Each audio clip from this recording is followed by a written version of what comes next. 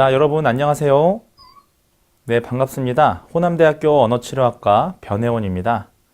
자, 오늘은 지난 시간에 이어서 음성학과 의문론이라는 수업에 대해서 두 번째 시간이고요. 지난 시간에 이어서 언어의 본질에 대해서 살펴보시도록 하겠습니다. 그래서 언어에 대한 발동과 발성, 그리고 조음 과정이라고 하는 세 가지 과정으로 우리가 언어를 구분할 수가 있는데, 이 같은 과정의 각각 단계에 대한 특징과 어떤 체계, 순서에 대해서 한번 같이 과정에 대해서 한번 살펴보시도록 하겠습니다. 자, 오늘 수업의 개요는 크게 세 가지입니다. 오늘 우리는 이 세 가지를 이해하시면 되겠는데요. 자, 첫 번째는 언어의 기원과 고리바동입니다. 우리 사실 지난 시간에 하셨던 부분인데요. 좀 시간 관계상 지난 시간에 다 못했던 부분들을 이번 시간에 좀 이어서 좀 말씀을 드리도록 하겠습니다. 자, 두 번째는 말소리의 정의입니다. 우리가 말소리라고 하면 물리적인 정의와 추상적인 정의로 나눌 수가 있는데요. 각각 어떻게 정의될 수 있는지, 말소리가 무엇인지에 대해서 이번 시간에 한번 살펴보시도록 하겠습니다. 자, 마지막 세 번째는 좀 이 세 번째 게 중요합니다. 특히 언어치료사적인 관점에서는 세 번째 말소리의 생성적인 부분들에 대한 초점을 맞출 필요가 있는데요. 바로 세 번째는 우리가 특히 그 중에서도 조음기관, 발음 기관에 대해서 해부생리학적인 내용들을 조금 다루도록 하겠습니다. 물론 이 조음기관, 즉 다른 말로 발음기관에 대한 어떤 해부생리학적인 특성들은 이런 것들을 배우는 다른 수업들이 있습니다. 언어기관 해부생리라든지요, 해부학 시간이라든지 그런 시간에 좀 더 자세히 배우시면 되겠고요. 이 시간에는 이 부분을 조금 더 아주 간소하게 좀 소개만 드리는 그런 시간을 좀 가져보도록 하겠습니다. 그 다음에 발성이라고 하는 과정, 이른바 소리가 시작되는 발성 과정에 대해서도 오늘 이번 시간에 좀 살펴보시도록 하겠습니다. 자, 그러면 준비되셨으면 저와 함께 두 번째 시간을 시작하도록 하겠습니다. 자, 먼저 언어의 기원과 고리바동에 대해 좀 설명을 드리겠습니다. 이 지난 시간에 우리가 인간의 언어가 원숭이류, 그러니까 류인원에서부터 이게 진화된 것이냐 라는 것들을 입증하기 위해서 많은 동물학자들이 동물의 언어를 연구하고요, 실험했었습니다. 그 같은 얘기들을 지난 시간에 드렸었는데, 역시 이것도 마찬가지입니다.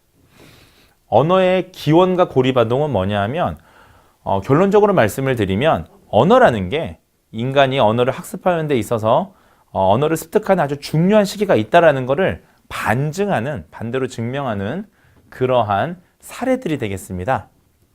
자, 그래서 한번 살펴보시면요, 최초의 언어가 무엇일까? 자, 여러분들도 궁금하지 않으세요?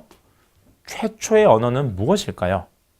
예, 이 같은 궁금증을 기원전 7세기, 이 오래된 시기에 이집트의 한 파라오, 삼티끌세라는 파라오도 똑같이 궁금했었습니다. 이 파라오는 아주 무시무시한 그런 하나의 가설을 세우게 됩니다. 어떤 가정을 세웠냐면요, 최초의 언어가 뭔지를 파악하기 위해서 아무런 언어와 접촉 없이 자라는 아주 어린 영아가 자발적으로 표현하는 언어가 최초의 언어일 것이다 라고 가정한 거죠. 자, 아주 무시무시한 생각이죠. 그리고 거기다 또 파라오, 왕이니까 가능했던 것 같습니다. 아무런 언어와 접촉 없이 자라는 아이가 자발적으로 하는 언어가 뭘까?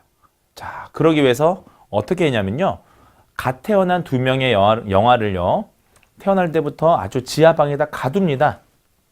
자, 가두고 주변에 아무런 사회적인 접촉을 하지 못한 채 고립되게 만들어 놓고요, 이걸 관찰하게 합니다. 매일매일 들어가서 이 아이가 어떠한 표현을 쓰나 관찰하게 합니다.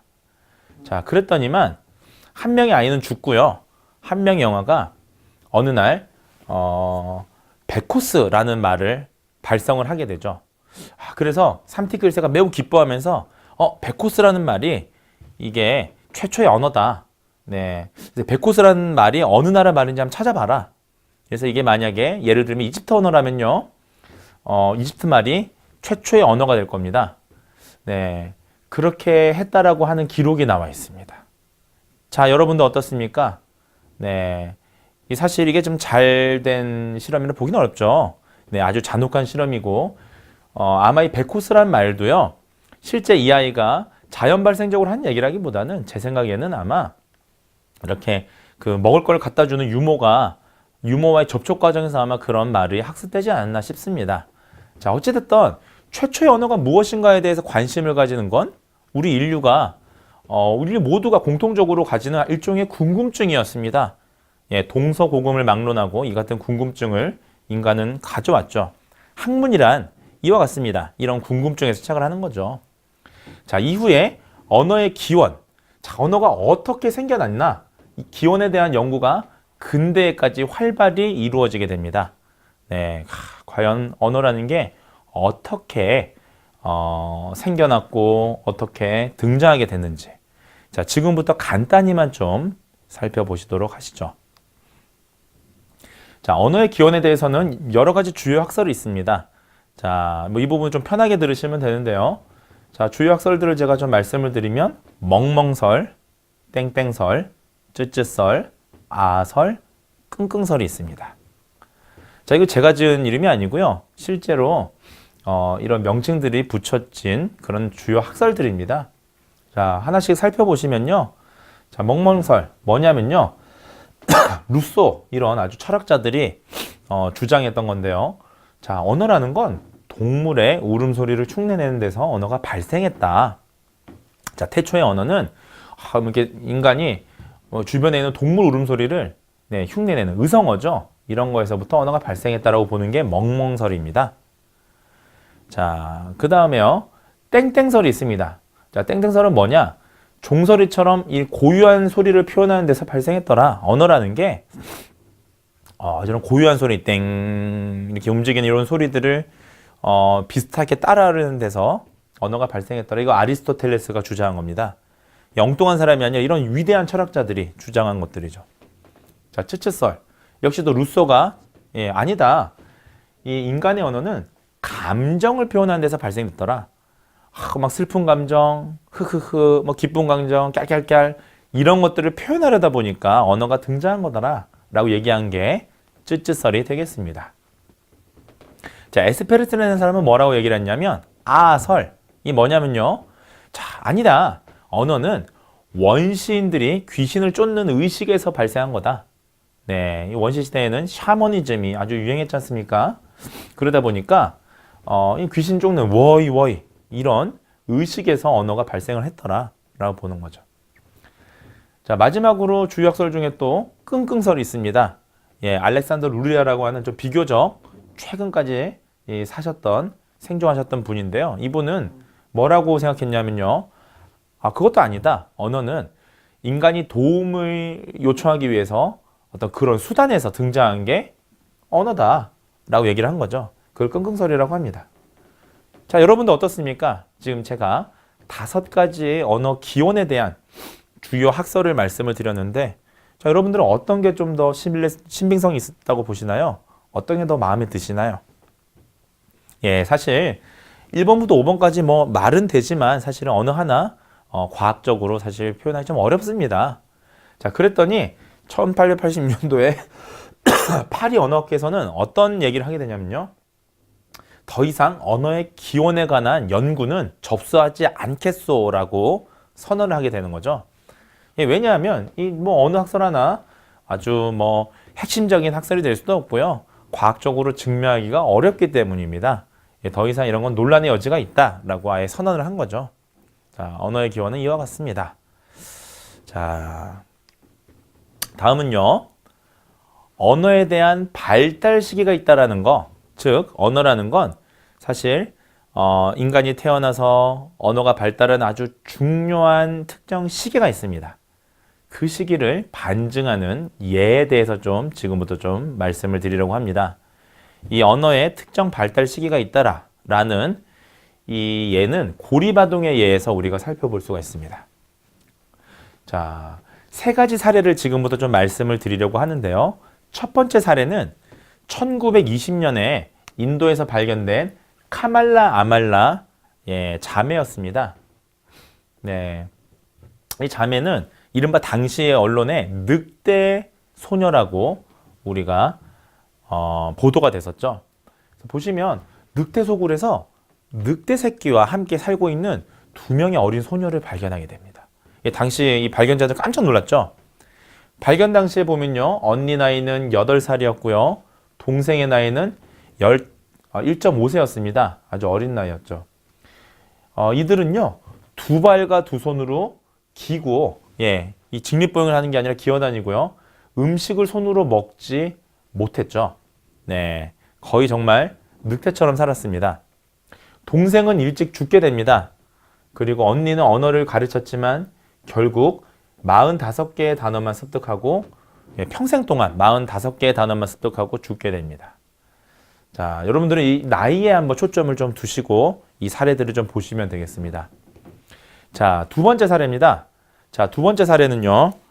1937년도에 미국에서 발견된 6세 이자벨에 대한 사례입니다. 자, 이자벨은요. 어머니가 딸의 존재를 숨기려고 사생아였죠. 그래서 딸의 존재를 숨기려고 지하실에 가두고 몰래 키웠습니다. 고립해서 키웠던 아이입니다. 이 아이도 6세에 발견이 됐는데 6세에 발견할 때 이자벨은 나중에 언어를 완전하게 습득을 하게 돼요. 자, 6세에 발견된 이자벨은 완전하게 습득을 하게 됩니다. 자, 그 다음에 70년에 미국에서 발견된 14살짜리 지니가 또 예를 좀 들 수가 있습니다. 이 지니라는 아이는 뭐였냐면 부모가 당시에 이 사회는 악이다라는 악마만 득실득실하다라는 이상한 종교를 믿고 있었습니다. 이 어머니가 부모님이 지니를 악에 물들어서는 안 돼라고 생각해서 고립해서 벽장에 가두어 키우게 됩니다. 벽장에 가두어 키운 이 지니 같은 경우에 14살에 발견이 되는데요. 어떻습니까? 영어가 모국어임에도 불구하고 영어를 불완전하게 습득하게 되죠. 외국어처럼 떠듬떠듬 습득하게 됩니다. 이 세 가지 사례 여러분들 보시면 어떻습니까? 네, 결국 한 가지 특징을 혹시 발견하셨나요?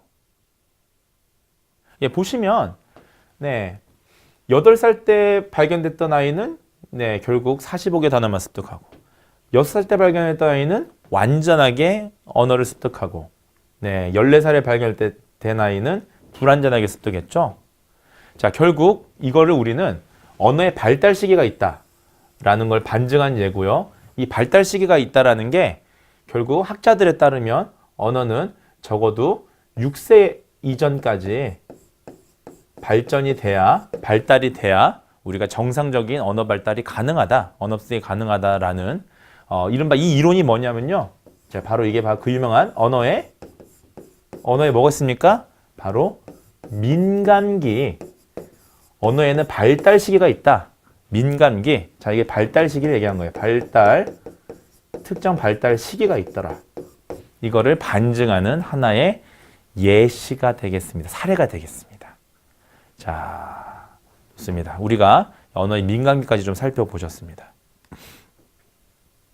자, 인간과 원숭이는 조음 기관이 서로 다릅니다. 자, 우리가 동물과 인간이 좀 차이점이 있다면 인간은 직립보행을 하는 것이고요. 두 가지가 있는데요. 인간은 첫 번째는 직립보행, 두 번째는 말을 산출한다는 거잖아요. 네. 근데 사실 또 두 가지가 연관이 됐다고 저는 보고 있습니다.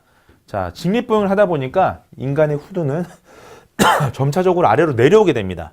사실 원숭이들 같은 경우는 후두가 상대적으로 좀 높게 있어요. 인간의 후두가 내려옴으로 해서 원래 태초의 후두라는 건 발성하는 기관 목적보다는 후두의 목적은 이 공기통로, 이 공기통로, 기관이라고 하는 공기통로의 위에 있거든요, 상부에. 그러다 보니까 음식물이 기도, 공기통로로 들어가는 걸 방어하는 생명 중추의 역할인 거죠. 사실 호흡 통로입니다, 호흡 통로. 그런데도 불구하고 직립보행하면서 이 후두가 점점 내려오면서 발성이 가능해지고요. 결국은 인간은 말을 산출하게 된 거죠. 말 산출 시스템입니다. 자, 인간과 원숭이가 조음기관이 다르기 때문에 실은 유인원류에서 이렇게 인간의 언어가 발달되었다라고 얘기하기가 참 어렵습니다. 자, 그 정도 아시면 되겠습니다. 자, 그 다음에 오늘 말씀드릴 그 두 번째 중요한 건 말소리의 정의라고 말씀을 제가 앞서 개요 때 드렸습니다. 자, 말소리의 정의에 대해서 지금부터 좀 하나씩 살펴보시도록 하겠습니다. 자, 제가 한 가지 질문을 드리겠습니다. 자, 지금 제가 책상을 한번 쿵 쳤습니다. 책상을 이렇게 쿵 칠 때 이 소리는 여러분들 말소리일까요? 네. 그 다음에 강아지가 멍멍멍 하고 짖습니다. 이 강아지가 멍멍멍 하고 짖는 이 소리는 과연 말소리일까요? 자, 여러분들 어떻습니까? 네. 아마 이와 같은 소리들을 말소리다라고 생각하시는 분들은 아마 없으실 겁니다. 자, 그럼 말소리가 뭐냐? 자, 하나씩 살펴보시면요. 말소리엔 여러 가지 기준이 있는데요. 세 가지 기준을 하나씩 한번 살펴보시겠습니다. 자, 말소리는 첫 번째, 사람이 만들어낸 소리. 자, 사람이 만들어낸 소리가 말소리더라. 사람이 만들어낸 소리더라. 그래서 아까 책상을 쿵 친 소리, 이런 소리들은 말소리가 아닌 거죠. 사람이 만들어내야 됩니다. 말소리라 하면. 자, 그럼 이런 질문이 나올 수가 있습니다. 그렇다면 가슴 치는 소리, 방구 끼는 소리, 이런 건 말소리일까요? 네, 이런 소리들 말소리를 생각하시는 분 없으시겠죠? 자, 그래서 두 번째 말소리의 기준이 등장하게 된 겁니다. 자, 두 번째 말소리의 기준은 무엇이다? 자, 발음기관. 이게 다른 말로 우리가 조음기관이라고 하는데요. 네, 소리를 만드는 기관이라는 뜻이에요. 자, 발음기관을 통해서 만들어진 소리가 바로 말소리다. 이게 두 번째 기준이 되겠습니다. 자, 그렇다면 입을 통해 나오는 소리는 어떻습니까? 사람의 입은 사람의 발음기관이잖아요. 조음기관이잖아요. 이런 소리들은 말소리가 아니죠. 입을 통해 나오는 소리는 말소리가 아닙니다. 자, 그래서 나온 세 번째 기준이 바로 의미를 가진 소리가 말소리다입니다. 자, 사람의 입을 통해서도 나와야 되지만 의미를 가진 소리, 이런 소리가 말소리이더라. 자, 말소리는 언어학적인 의미를 가져야 됩니다. 사람이 입으로 나온 소리를 할지라도 그냥 재채기 소리를 우리가 말소리를 할 수는 없는 거죠. 어떠한 의미, 네, 안에 수반된 어떠한 의미를 가진 소리를 우리는 말소리를 합니다. 자, 그래서 종합하면 말소리의 세 가지 기준을 살펴보시면 사람이 만들어낸 그 중에서 발음 기관을 통해서 등장한 의미를 가진 소리가 우리는 말소리다라고 정의할 수가 있는 겁니다. 자, 앞서 내용들을 지금 요약한 겁니다. 자, 그래서 말소리의 정의에 대해서 다시 한번 요약하면 이런 내용이죠. 자, 말소리란 뭐다? 사람의 발음 기관을 통해서 만들어낸 자, 언어학적인 의미를 가진 소리이다. 이런 소리를 우리는 말소리라고 한다라는 겁니다. 네, 말소리란 결국 사람의 발음 기관을 통해서 만들어낸 언어학적인 의미를 가진 소리입니다. 자, 그러면 한 가지 궁금증이 생길 수가 있습니다. 언어학적 소리 의미라는 게 무엇이냐? 자, 언어학적 의미를 가진 소리란 뭐냐면요. 그 소리가 혼자서 혹은 다른 소리들과 어울려서 단어를 만드는데 적극적으로 쓰이는 소리를 의미합니다. 즉, 언어학적 의미를 가진 소리는 결국 단어를 만드는데 적극적으로 쓰이는 소리를 의미합니다. 자, 그러려면 자음하고 모음 이런 것들이 우리는 단어를 만드는 소리들이 되잖아요. 그래서 결국은 말소리라는 게 뭐냐?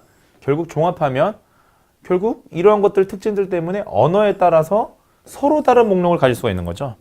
예. 예컨대 우리나라 말에서는 R이라는 발음하고 L이라는 발음이 똑같이 리을 단어를 만드는 데 쓰이죠. 예, 이걸 좀 어려운 말로 유음이라고 하는데요. 치조 유음이라고 하는데 이런 소리들을 만드는 데 쓰여요. 자, 근데 그러니까 다시 말하면 우리는 R, L 이게 큰 차이가 없다는 거예요. 우리나라 말에서는. 네. 자, 근데 영어에서는 어떻습니까? R 소리하고 L 소리는 서로 다른 의미예요. 네. 지난주에 말씀드렸다시피 love라고 하는 사랑이라는 뜻이랑 love, 지우다라는 뜻이랑 서로 다른 의미를 가지지 않습니까? LR 서로 다른. 예, 그러다 보니까 언어에 따라서 영어냐 한국어에 따라서도 이런 소리가 가지는 소리 목록이 다를 수가 있다는 거예요. 자, 말소리는 이와 같습니다. 그래서 종합하면 말소리는 사람의 발음기관을 통한 언어학적 의미를 가진 소리이고, 예, 그렇기 때문에 언어에 따라서 서로 다른 목록을 가질 수 있다라는 게 지금까지의 이 내용들을 좀 정리한 것들이 되겠습니다. 자, 어떻게 좀 들을만 하시나요? 예. 언어에 대해서 너무 어렵게 생각하지 마시고 조금 되게 쉽게 생각하시면 좋겠습니다. 자, 그 다음에 지금 살펴보실 건 뭐냐 하면, 자, 말소리에 대한 두 가지 의미에 대해서 좀 살펴보시려고 합니다. 자, 말소리라는 게 어떠한 두 가지 형태로 우리가 나눠서 그 의미를 정의를 좀 살펴보실 필요가 있습니다. 자, 한번 생각해 보실게요. 여기 영이라는 아이가 있고요. 철수라는 아이가 있습니다. 얘네들이 둘이 입을 맞춰서 둘 다 책을 읽고 있죠. 자, 똑같이 우리 저희 국어 시간에 초등학교 때, 중학교 때 국어 시간에 저렇게 많이들 하죠. 둘이 교과서를 읽고 있습니다. 읽고 있을 때 두 사람이 책을 읽고 있다면 같은 소리를 낸 걸까요? 아니면 다른 소리를 낸 것일까요? 자, 여러분들 어떻게 생각하십니까? 자, 같은 소리를 낸 것이다 라고 생각하시는 분들도 틀린 답이 아니고요. 서로 다른 소리를 냈다. 이거 서로 다른 소리다 라고 보시는 분도 틀린 답이 아닙니다. 사실 답이 없습니다. 자, 하지만 관점은 틀린 거죠. 자, 만약에 서로 같은 소리를 냈다라고 보시는 분들은 이 말소리를 음소라는 측면에서 보신 거고요. 아니다. 서로 다른 소리를 낸 거다라고 보시는 분들은 말소리를 음성적인 측면에서 보신 거예요. 자, 그럼 먼저 한번 살펴보시겠습니다. 이 말소리라는 이 현상은요, 두 가지 형태로 존재를 하게 됩니다. 자, 첫 번째 형태는 음성입니다. 자, 음성은 무엇이냐? 물리적으로 존재하는 소리를 우리는 음성이라고 합니다. 자, 우리의 이 목소리들은 눈에는 보이지 않지만 공기를 통해서 다양한 정보를 가지고 상대방에게 전달이 되죠. 예컨대 제 목소리는 남성의 목소리, 30대 후반의 목소리, 목소리가 아주 맑은 목소리, 또는 탁한 목소리, 이런 정보들이 공기를 통해서 여러분들에게 전달됩니다. 이 물리적으로 존재하는 이런 소리들의 초점을 맞추는 거 우리 음성이라고 합니다. 그렇다면 영수와 철수는 성별도 다르고, 예, 목소리 크기도 다르니까 물리적으로 존재하는 소리가 틀릴 수가 있겠죠? 다를 수가 있겠죠? 네. 자, 그렇게 보신 거고요. 자, 같다고 보시는 분들은 음소, 음운에 초점을 맞추신 건데, 이건 뭐냐 하면 추상적으로 존재하는 소리. 네. 자, 추상적이라는 건 다른 표현으로 심리적으로 존재하는 소리를 얘기합니다. 자, 심리적이란 무엇이냐? 우리의 머릿속에 존재하는 소리를 얘기한다는 거죠. 우리가 첫 시간에 우리는 듣고 싶은 대로 듣는다라고 말씀을 드렸지 않습니까? 예, 예를 들면 I love you 라고 얘기해도 우리는 I love you로 듣게 되는데요. 나는 너를 사랑한다라고 듣게 되는데요. 네, 왜 그러냐? 우리 머릿속에는 그와 같은 소리로 저장이 되어 있기 때문이죠. 예, 즉 우리 머릿속에 있는 기역, 니은, 디귿, 리을 이런 소리들, 자음들로 거기를 강조하는 게 바로 음소, 음운이 되겠습니다. 자, 그래서 여러분들이 음성과 음운에 대해서 구분을 하실 수 있으시면 음성학과 음운론에 대해서도 쉽게 우리가 이해하실 수가 있는데요. 자, 음성학은 무엇이냐? 말소리의 물리적인 측면. 예, 예를 들면 목소리의 크기라든지요. 목소리의 음의 높낮이라든지, 네, 이런 것들에 초점을 두고 음성을 연구하는 학문을 우리는 음성학이라고 합니다. 그래서 이 수업의 약간 후반부에는 저는 음성학적인 측면들도 좀 다루고 있습니다. 자, 물리적인 측면들도 다루고 있습니다. 자, 하지만 이 수업에서의 좀 전반적인 내용들은 음운론, 자, 말소리의 추상적인, 자, 인식적인, 우리 머릿속에 있는, 인식되어 있는 이런 측면에 관심을 두고 음소, 네, 이 자음이 있고요. 우리나라 말에는 모음이 있잖아요. 이런 것들을 연구하는 학문을 우리는 음운론이라고 합니다. 이 수업에서는 이 음운론이 조금 더 분량이 좀 초점이 더 많이 맞춰져 있습니다. 자, 그래서 우리가 이 강의에서 좀 활용하는 교재를 보시면 한국어 모국어 화자랑 영어 화자의 의문적 인식이 참 어렵더라. 이 의문론이라는 게 참 나라마다 좀 틀리더라. 앞서 보셨다시피 언어라는 게 말소리 체계가 다를 수 있다고 말씀을 드렸잖아요. 그래서 나오는 재미난 예시가 하나 나옵니다. 이 책에서. 제가 간단히 말씀을 드리면 갈비하고 칼국수인데요. 간단히 말씀드리면 이런 내용입니다. 자, 어느 날 영어권 화자 친구가 놀러 왔습니다. 그래서 음식점에 갔어요. 그래서 친구 너 뭐 먹을래? 라고 한국 사람이 얘기하니까 미국 사람이 이렇게 얘기한 거죠. 나 칼비 먹고 싶어 라고 얘기했어요. 그랬더니 이 한국 사람이 웃으면서 아니야 이거 칼비가 아니라 이건 갈비야 라고 얘기를 한 거죠. 네, 그리고 다음날 또 이제 점심을 먹으러 왔습니다. 다른 식당에 먹으러 갔는데 그날따라 이런 메뉴가 있었던 거죠. 칼국수라는 메뉴가 있었죠. 그래서 친구 뭐 먹을래? 라고 물어봤더니 그 영어권 화자가 이번에는 자신있게 얘기를 한 거죠. 웃으면서 나 갈국수 먹을래? 네, 우리나라엔 갈국수가 없죠. 칼국수가 있죠. 자, 왜 이런 현상이 벌어졌을까요? 중요한 건 영어에는 우리나라 말에는 평음, 격음, 경음 이런 파열음이 뒤에서 나중에 설명을 드리겠습니다만 파열음이 경음, 격음, 경음이라는 형태로 존재하는데 영어권에서는 그런 구분이 없는 거예요. 마치 우리나라 말에서 R 소리와 L 소리가 구분이 안 되는 것처럼 외국어에서는 특히 영어에서는 경음, 경음, 격음 이런 것들이 구분이 안 돼 있어요. 그래서 우리 예전에 부산 어떻습니까? 부산 얘기하면 예전에 이렇게 썼잖아요. 예, 기억나시죠? 예, 부산 사시는 분들 아마 잘 아실 거예요. 이 표지판 이렇게 돼 있죠. 지금은 어떻게 됐어요? 지금 이렇게 해죠. 어느 게 맞습니까? 얘가 맞습니까? 얘가 맞습니까? 예. 사실은 외국 사람들 귀에는 이 푸산처럼 들리는 거예요. 우리 박씨도 마찬가지죠. 예. 우리 뭐 박찬호, 박세리 뭐 이런 분들. 팍. 예, 팍이 아니라 사실 박이잖아요. 외국 영어에서는 이게 파열음, 격음, 경음, 평음이 구분이 안 되기 때문입니다. 자, 이 같은 목록이 바로 의문론이다. 우리는 이런 것들에 초점을 좀 맞추겠더라. 이런 내용들로 좀 이해를 하시면 되겠습니다. 자, 말소리를 만드는 데 쓰이는 기관들에 대해서 좀 지금부터 설명을 드리려고 합니다. 자, 말소리의 이른바 생성 과정은 다음과 같습니다. 말소리가 어떻게 만들어지고 어떻게 들리느냐. 자, 우리가 크게 보면 세 가지 과정으로 구성이 되어 있는데요. 자, 제일 처음에 폐에서 기류가, 공기의 흐름이 생성이 됩니다. 자, 폐에서 공기의 기류가 생성이 되면서요. 자, 성대라고 하는 게 있고요. 성도라고 있는 게 있는데 이걸 거치면서 어떤 소리가 발생이 되는 거예요. 만들어지는 거예요. 자, 이게 그림을 보시면 여기 폐 그림은 없는데요. 밑에 폐에서 이 공기가 들어옵니다. 이 공기가 들어와서요. 이 기관이라고 하는데요. 이 관을 거치면서 공기 통로입니다. 공기 통로를 지나가면서 여기 13번 여기 성대라고 되어 있는데 이 성대, 후두 여기를 지나가게 됩니다. 지나가게 되고요. 자, 성도는 뭐냐 하면 후두에서부터 시작해서 입술이나 또는 이 콧구멍까지의 요 거리를 성도라고 합니다. 네, 그래서 폐에서 공기가 만들어져서 이렇게 기관을 통해서 올라오다가 레링스라고 하는 이 후두를 지나가면서 보컬 트랙, 이 성대, 성도, 음성이 지나가는 이 두 가지 길, 여기가 콧길이 되겠고요. 이거 입길이 되겠죠. 좀 어려운 말로 이거를 비강, nasal cavity라고 하고요. 입길을 구강, oral cavity라고 하는데요. 이 두 가지 길로 가는 거예요. 자, 그 내용입니다. 자, 그렇게 만들어집니다. 이렇게 만들어지면 어떻습니까? 소리가 만들어지는 게 입 밖으로 이제 나오게 돼요. 네, 입 밖으로 나오면서 가장 가까이에 있는 공기 입자를 건드리게 됩니다.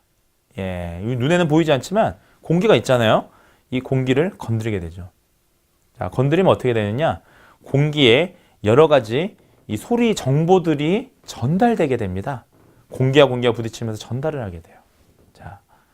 자, 그래서 우리가 한 가지 재밌는 게 예전에 얼마 전에 개봉했던 영화 그라비티라는 영화가 있었어요. 자, 그라비티라는 영화가 간단히 제가 좀 소개를 드리면 대기권 밖에 중력이라는 의미를 가진 영화 제목인데요. 대기권 밖에 있는 인공위성을 고치려고 두 명의 우주 비행사가 이렇게 대기권 밖으로 가게 됩니다. 그 대기권 밖에 가게 되는데 한참 이제 인공위성을 고치고 있는데 소행성이 와서 우주선과 충돌을 하게 돼요. 그래서 파편들이 이렇게 막 오는 거죠. 근데 이 우주조종사는 고치고 있는데 그 파편이 오는지도 몰라요. 왜 모를까요? 예, 우주에는 공기가 없잖아요. 공기가 없으니까 소리가 전달이 안 되는 거예요. 우주에서는 있으면 소리가 안 들려요. 공기가 없으니까.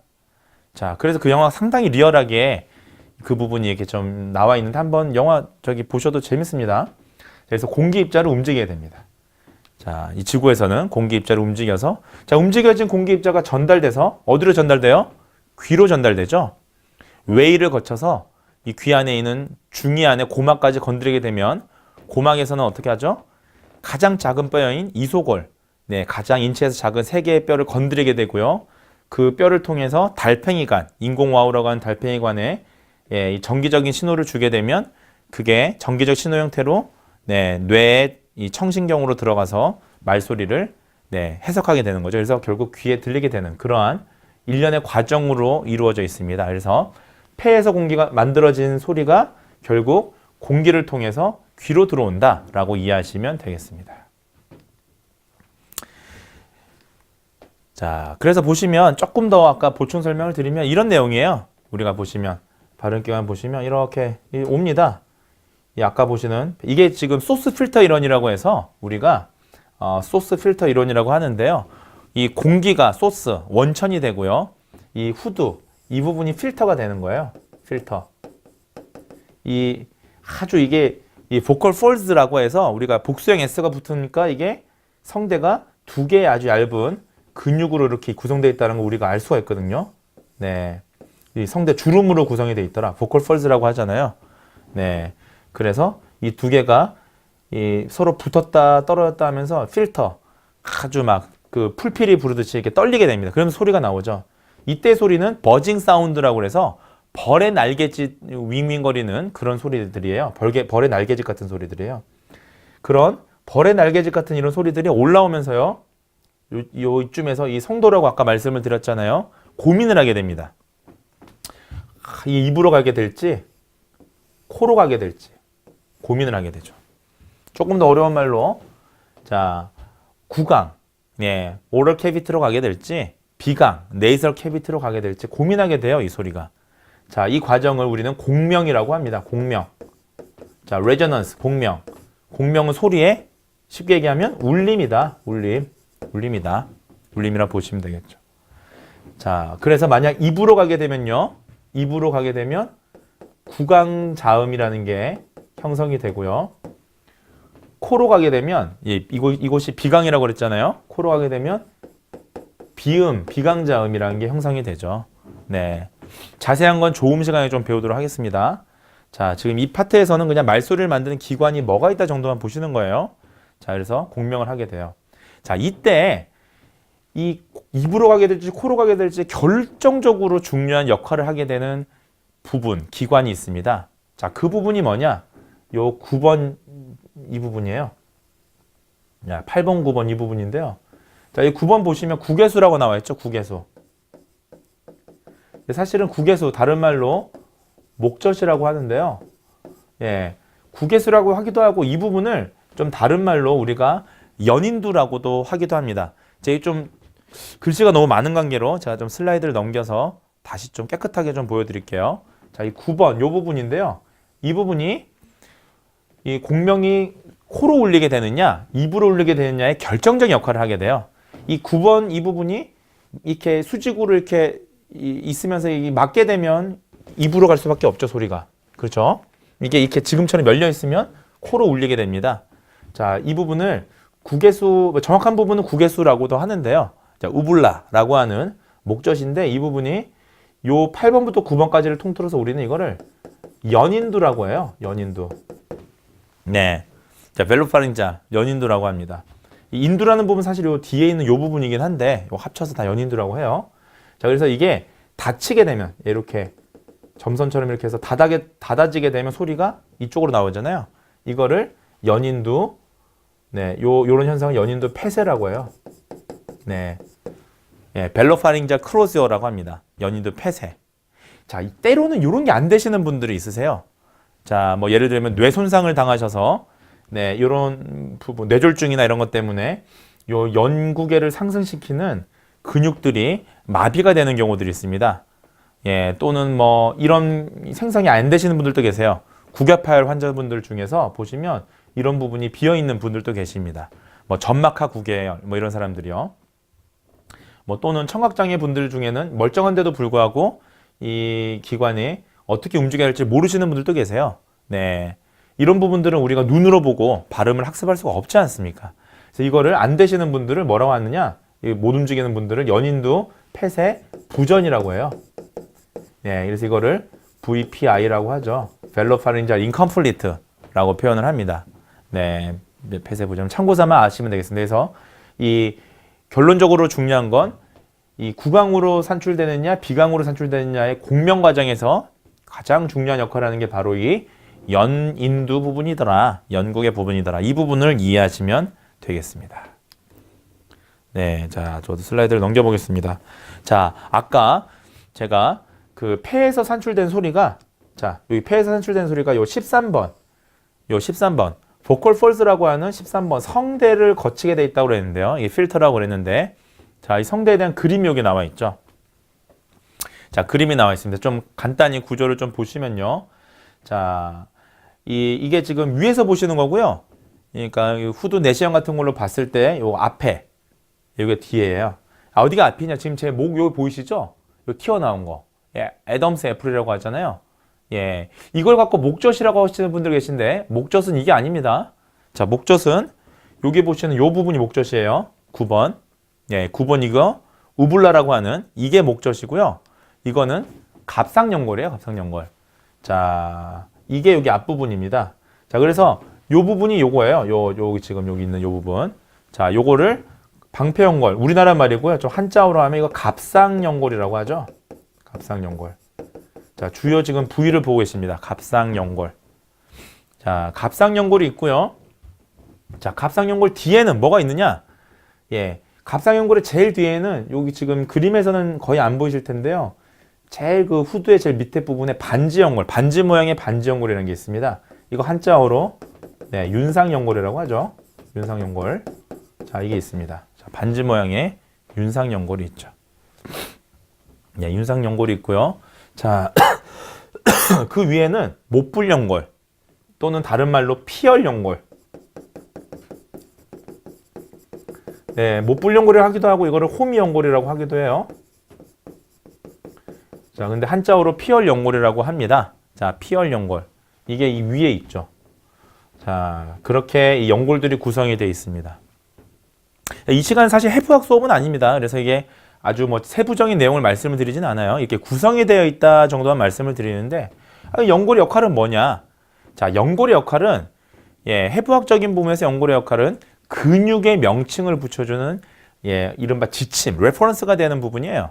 예, 근육은 우리가 기시점, 시작되는 부분에 이름을 딱 붙여놓고요. 종착점, 끝나는 부분에 이름을 붙여놔요. 영수에서 시작돼서 철수한테 끝나는 근육이 있으면 영수철수근 이렇게 붙입니다. 자, 그래서 자 이제 보시면 요 지금 성대란 게 뭐냐 결국은 아까 보컬 폴스, 성대 주름이라고 그랬는데 이 빨간 부분 이게 성대예요.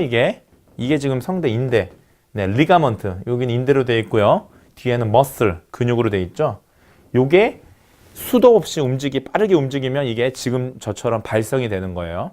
아까 말씀드렸던 버징 사운드, 네, 벌의 원음처럼 날개짓처럼 그런 소리가 되는 겁니다. 요 두 개가 남자들은 초당 120번, 엄청 빠르죠? 네, 그래서 남자의 음도는 120Hz라고 얘기를 하는 거예요.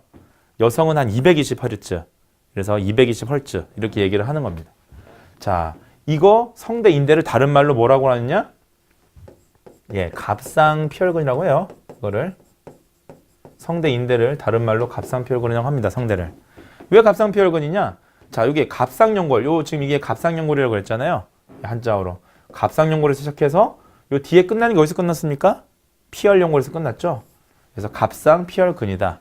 해부학은 어렵지가 않습니다. 이렇게 용어들의 특징들을 알게 되면 예, 그래서 이 연골들 같은 거 이런 기시점을 아셔야 되는 거예요. 아주 쉽게 우리가 네, 마스터할 수가 있는 거죠. 자, 어쨌든 후두는 성대는 이와 같은 구조로 되어 있더라. 그러니까 결국은 후두는 단일 구조가 아닌 거예요. 여러 개의 구조들이 합쳐진 겁니다. 지금 보시는 이 많은 지금 구조들이 다 합쳐진 거예요.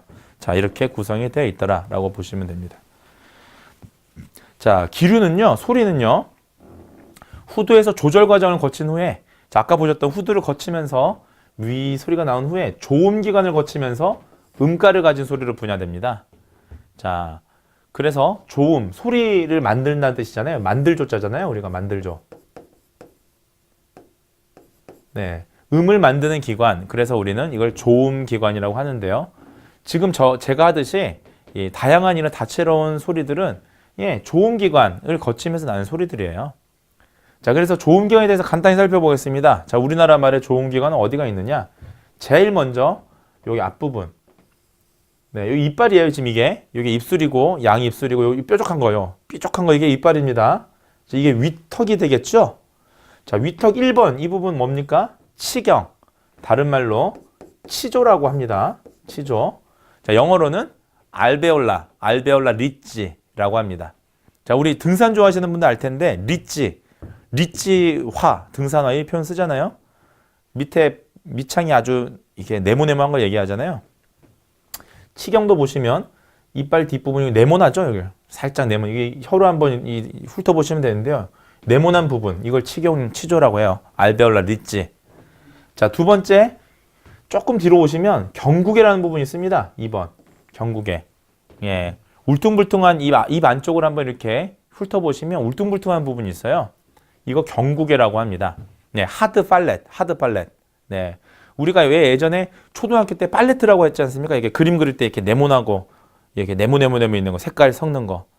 예, 그렇게 생겼어요, 실제로. 이 위에 보면 네모네모하게. 네, 그래서 경구개라고 합니다. 자, 그 뒤로 오면 뭐가 있습니까?